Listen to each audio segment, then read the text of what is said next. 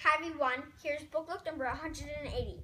The title of tonight's book is A Little Princess by author Frances Hodgkin Burnett. Tonight my sister Maddie is doing the book look because this is one of her favorite books ever. Here she is. I love this book so much. Sarah Crewe is a gifted, well-mannered kid, and her father, Captain Crewe, is a rich young soldier.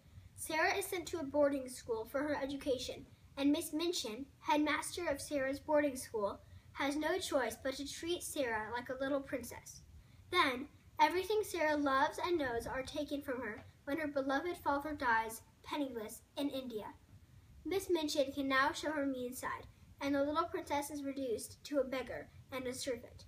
But to the dismay of Miss Minchin, Sarah is a strong, brave, courageous girl who continues to fight for what's right. With the help of some friendly next-door neighbors and a strange, funny pet monkey, Sarah finds out who she really is and helps two friends in the process. This is such a great realistic fiction story that all girls will love.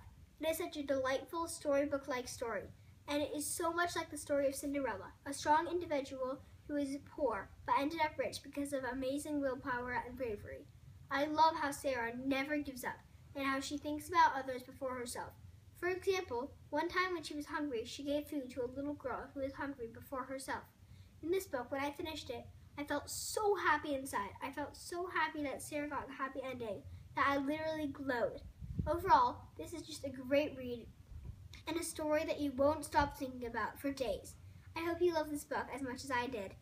Please donate this wonderful book to the library that ECBC is building at Shaw Children's Hospital. The girl patients of all ages will love it. There is also a movie for this book, which is supposed to be great too. Thank you.